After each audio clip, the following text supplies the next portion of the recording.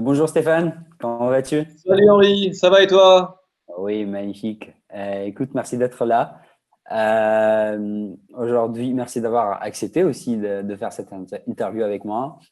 Je t'en Euh, prie, honnêtement, j'ai pris un risque quand même, parce qu'on est confiné et tu m'as fait venir jusque chez toi. ouais, ça se voit de ton background d'ailleurs. Euh, du coup, pour la petite introduction, donc Stéphane, tu es, expert dans le côté marketing digital et plus spécifiquement dans le SEO. Tu es entrepreneur et cofondateur de deux entreprises, Mobibam, qui est une entreprise qui fabrique des meubles sur mesure en France, et Fiche Métier, donc, qui est un site qui a pour objectif d'aider les gens à trouver leur voie. Et je pense que c'est pour la deuxième qui fait que tu es là aujourd'hui, c'est de parler de ce sujet plus précisément, mais aussi de tes expériences entrepreneuriales, ce que tu as appris, ce que tu as partagé avec nous. Donc, bienvenue dans le show. Et ma première question, c'est comment tu aimes qu'on te présente? Qu'on me présente simplement, voilà, c'est tout. Je suis Stéphane, je suis papa de deux enfants, bientôt trois. Je suis fiancé avec une franco-mexicaine. Et Ok. voilà, et ce que j'aime, c'est voilà, j'aime entreprendre, j'aime le digital, j'aime entreprendre, j'aime rencontrer les gens, j'aime discuter, et je préfère me trouver de ton côté à toi, à savoir poser des questions lors des interviews, plutôt que Ah de mon ouais. côté. Mais je pense que parfois, il faut savoir sortir de sa zone de confort. Parle-moi enfin, tu viens de citer que tu aimes entreprendre. Parle-moi de ce sujet. Qu'est-ce que tu aimes, ou plutôt dans quel environnement tu aimes entreprendre? Et plus précisément, c'est quoi ton moteur aujourd'hui? J'ai toujours eu besoin de faire des choses à côté, de lancer des sites web, et j'ai lancé fichemetier.fr, qui, voilà, juste pour m'amuser. Je me fais mon petit WordPress, je fais des articles, je vois pour le SEO, est-ce que j'arrive à faire monter un petit peu, je mets en place des partenariats. Et petit à petit, au fil des années, le site a commencé à prendre de l'ampleur pour aujourd'hui avoir 250 000 visiteurs par mois qui viennent sur le site, soit pour chercher une orientation, donc ça c'est plutôt les jeunes, soit pour des Ok. projets de reconversion choisis ou malheureusement subis, comme c'est de plus en Ouais. plus le cas, et une Ok. petite partie sur la recherche de job. Voilà. Et entre tout ça, j'ai également cofondé une start-up dans le mobilier sur mesure en ligne qui s'appelle Mobibam. Mobi comme mobilier et bam, Mm. j'ai un meuble sur mesure chez moi. Voilà, et cette boîte marche très bien et aujourd'hui, c'est 15 collaborateurs qui sont basés à Paris et deux usines partenaires qui sont basées en France, donc c'est du 100% made in France. T'es Ça, resté avec lui ça, 5 ans du coup, c'est ça? et ouais, donc en fait, c'était le lancement en juin 2016 du site web. Et en 2019, en fait, ce qui s'est passé, c'est que j'avais une vie à 300 à l'heure. J'avais Mobibam, donc lancer une boîte, c'est énormément d'énergie. Donc le Ouais, faire bien à sûr. deux, c'est super important parce que tu partages les moments de galère, les recherches de financement, etc. Et tu partages aussi les succès. Ça, c'est Oui. pour moi, c'est super important.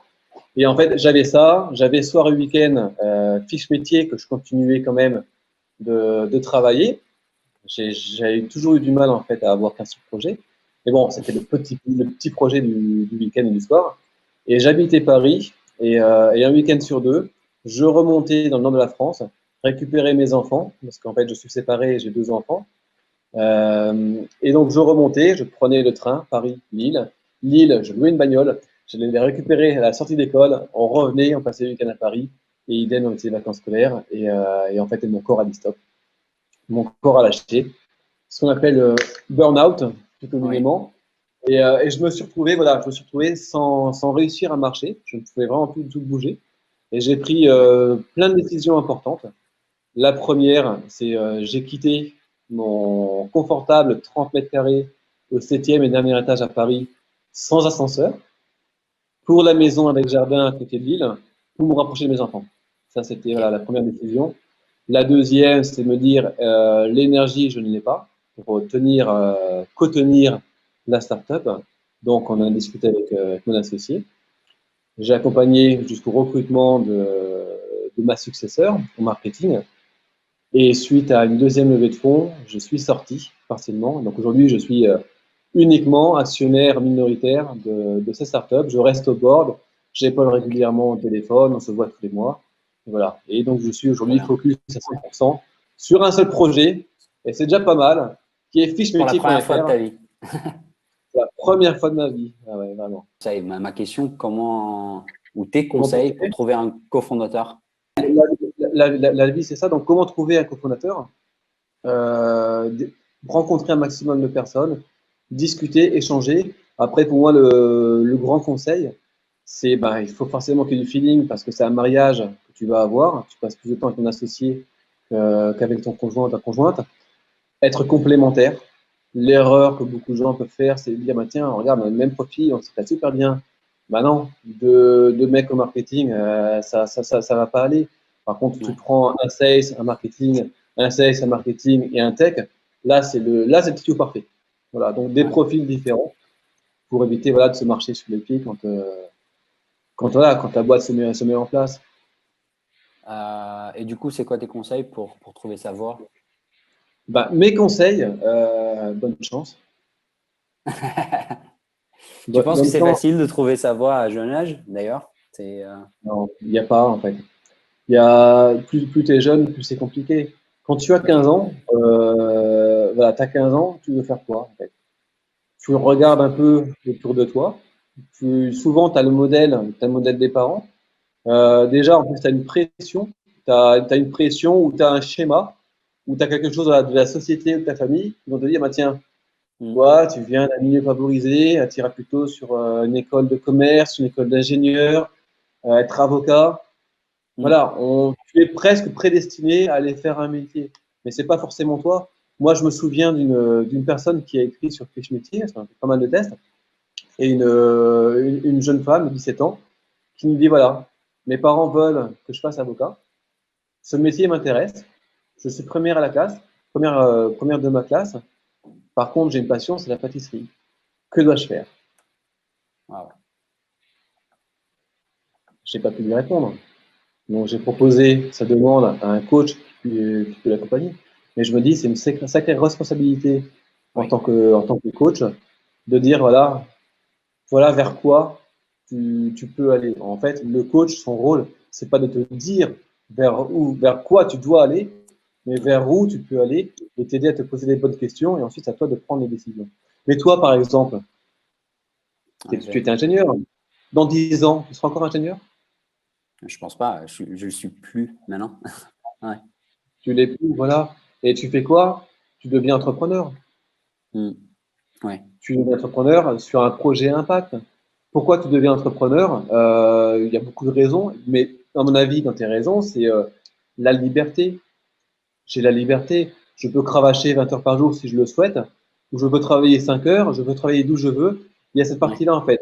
La liberté, en fait, et je pense que le modèle du salariat à papa, comme on a pu connaître, moi, je me souviens, mon père me disait, il travaillait à Cora. C'est comme Auchan, c'est un hypermarché. Il me disait, étant jeune, fais des études, mais des petites études courtes, rentre à Cora, Hmm. tu vas monter les échelons et tu auras la sécurité de l'emploi. Ouais. Je ne l'ai pas fait, heureusement.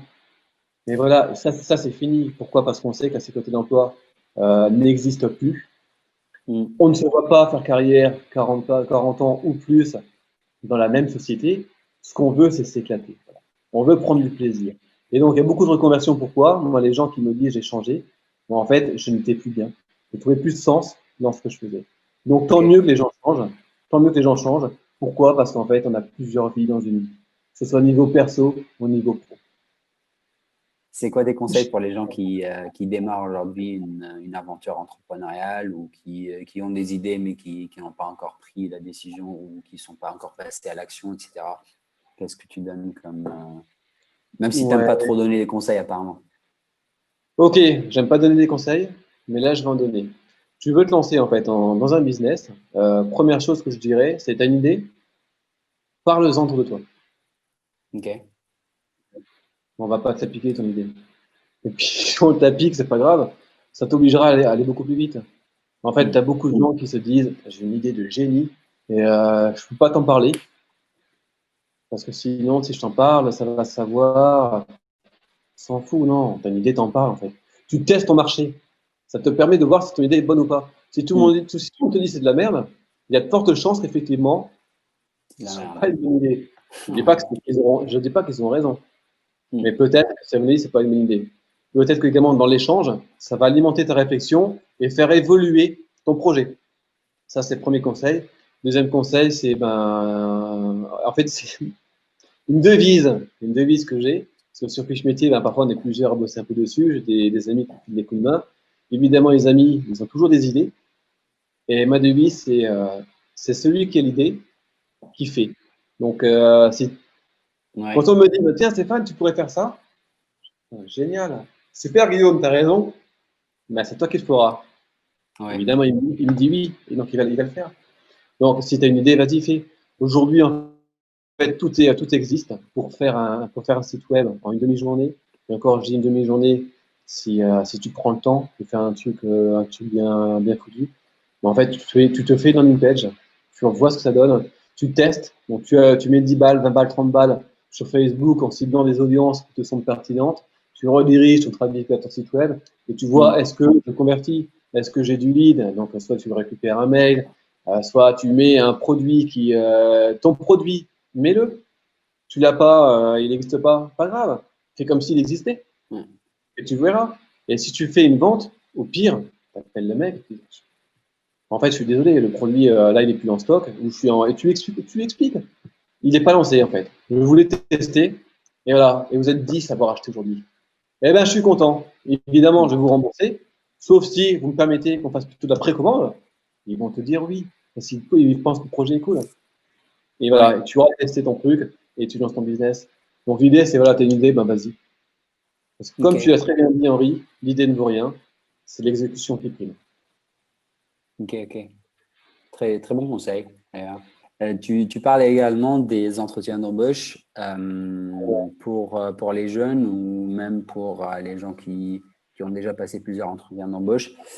Qu'est-ce que tu penses c'est la clé pour réussir son entretien? La préparation. Okay. Il y a aussi un article sur ça, justement, qui réussit un entretien d'embauche. Peut-être que si tu es premier sur Google, peu importe. Préparation.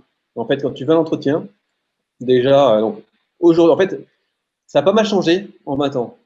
Avant, c'était CV, lettre de motivation. Il fallait vraiment tout bien faire. Aujourd'hui, c'est beaucoup que CV. Lettre de motivation, on te la demande de moins en moins, ou elle est lue, parcourue après. C'est qui l'entrepreneur en France que tu penses qui sera le plus, je ne veux pas dire qu'il va réussir le plus, mais c'est qui le meilleur entrepreneur de la France? Voilà, c'est comme ça que je veux poser la question. Moi, je trouve qu'il y en a aujourd'hui, il y en a plein qui sont très bons. Je trouve que, voilà, moi, je trouve que Niel, Xavier Niel, notamment, il balèze. Pourquoi? Parce que, voilà, il te raconte son parcours, il vient du Minitel. De mémoire, c'était même dans le cul au niveau du Minitel.